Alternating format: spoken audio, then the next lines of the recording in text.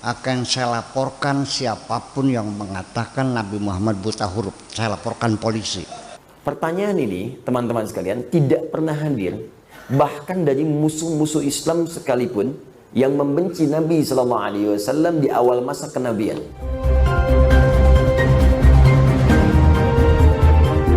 Welcome to your channel, Cross Cultural Institute, berdiri tegak di tengah.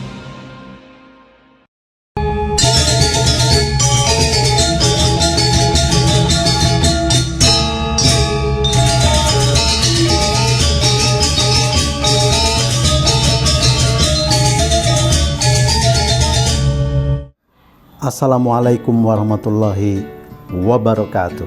Bismillah, alhamdulillah. Kembali Anda bersama channel Berdiri Tegak di Tengah, berbagi dengan Anda semua. Kali ini saya ingin berbincang-bincang mengenai dua pendapat Ustadz besar kita, yaitu Ustadz Syakur dan Ustadz Adi Hidayat dalam bahasanya mengenai Nabiyil Ummi, Nabi yang umi atau yang buta huruf. Dua sosok ulama ini berbeda pendapat. Ustadz Syakur mengatakan umi itu bukan buta huruf, tapi Ustadz Adi Hidayat mengatakan umi itu buta huruf. Nah, bagaimana sikap kita terhadap dua pendapat Ustadz besar ini yang satu sama lain bertentangan?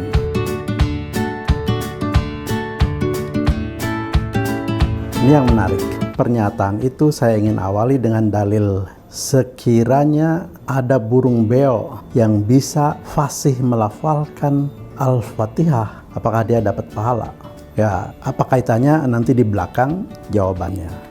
Tapi baik, sebelum saya melanjutkan apa yang ingin kita kupas pada kesempatan ini, terlebih dahulu saya mengajak Anda untuk menyimak apa yang dikatakan Ustadz Syakur. Saya kadang ada khawatir, saya barangkali kalau terlalu berani ngomong nanti dilaporkan ke Kabareskrim lagi nanti.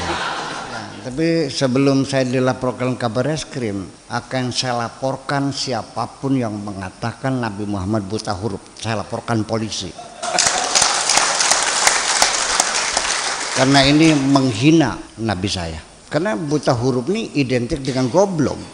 Kita tidak berpikir ini Nabi buta huruf itu maksudnya apa? Memblow up, menyiarkan bahwa Nabi buta huruf. Apakah hanya sekedar untuk menutup kemungkinan adanya kecurigaan orang bahwa Quran karangan Nabi sehingga harus dibuta hurufkan? Kira-kira begitu. Sekarang saya nanya, ketika Nabi ada di Wahira, ini kan hadis, Nabi lagi bertapa, datang malaikat Jibril terus Iqra. Ini kan si rawi menceritakan seperti teatrikal, seperti teater, yang bercerita melihat Nabi bercerita Jibrilnya datang pakai baju putih, sorban putih, bersih, kan begitu. Lalu membuka satu kertas di hadapannya, Iqra. Lalu jawabnya, ini kan tidak menceritakan Nabi pada suatu hari ketika saya sedang khalwat, tiba-tiba saya, kan bukan Nabi yang cerita. Ini orang yang cerita, apa dia hadir di gua itu? Oke, baik ya. Bahwa Ustadz Syakur dengan jelas mengatakan bahwa Al-Ummi itu bukan yang buta huruf, bukan yang tidak bisa membaca dan menulis. Saya bisa memahami ya dengan alasan-alasan yang beliau sampaikan tadi ya. Apalagi Nabi Muhammad seorang pedagang ya, dari Mekah ke Syam itu membawa sejumlah barang yang banyak ya sudah barang tentu dia harus berkemampuan menulis dan membaca untuk memorize hasil dagangannya ya. Dari situ saya bisa paham apa yang dikatakan oleh Ustadz Syakur. Nah, yang kedua, mari kita simak ke apa kata Ustadz Adi Hidayat seperti ini. Dan mereka sepakat Muhammad SAW itu ummi. Muhammad gak bisa baca SAW. Muhammad gak bisa tulis.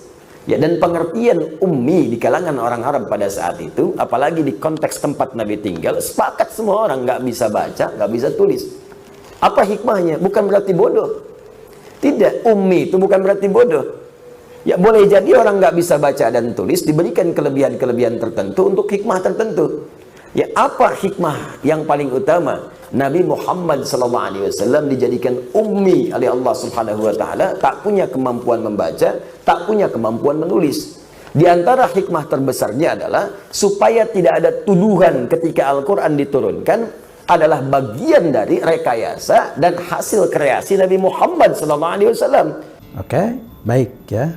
Jadi Ustadz Sakur itu mengatakan Nabi Muhammad itu bukan tidak bisa membaca dan menulis, dan Ustadz Adi Hidayat dengan alasan-alasannya dia mengatakan bahwa sepakat para mufassirin, para jumhur ulama bahwa ummi itu adalah buta huruf. Baik, jadi dua pendapat Ustadz yang Ustadz besar tadi ya, Ustadz Sakur dan Ustadz Adi Hidayat itu dalam hal yang sama dia berbeda pendapat, dia berbeda kesimpulan. Nah persoalannya adalah bagaimana sikap kita, apakah ikut dengan Ustadz Sakur atau ikut dengan Ustadz Adi Hidayat? Baik, sebelum itu saya ingin mengutip salah satu hadis, wa kullu min ghairi ilmin yukmalu amaluhu mardudotun la taqbalu. Jadi artinya adalah ya, beramal dan beribadah ya tanpa ilmunya, apapun perilaku kita, baik beramal apalagi beribadah tanpa ilmunya, maka dia itu ditolak gitu.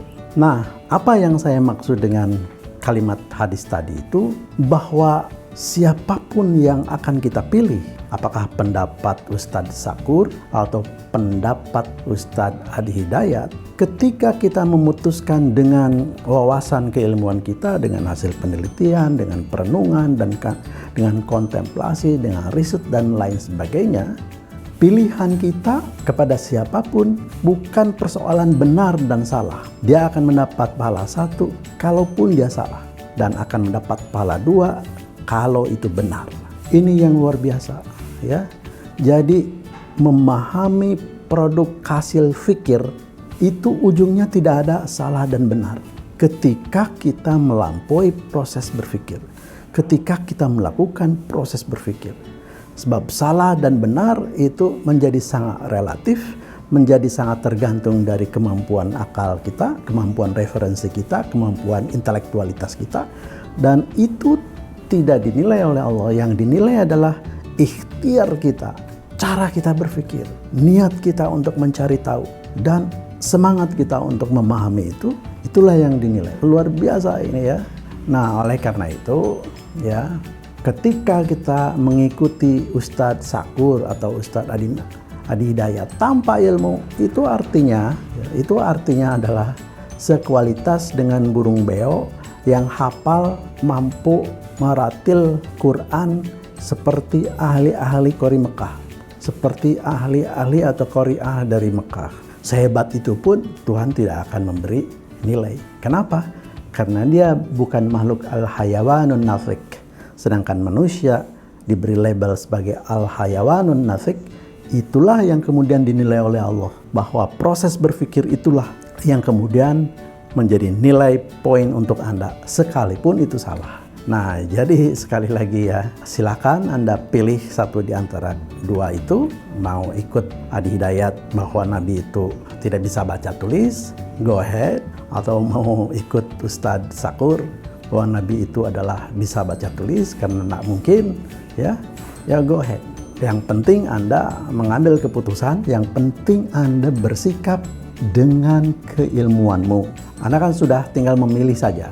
Yang penting keputusan Anda didahului oleh proses berpikir. Itu saja, billahi taufiq wal hidayah. Wassalamualaikum warahmatullahi wabarakatuh.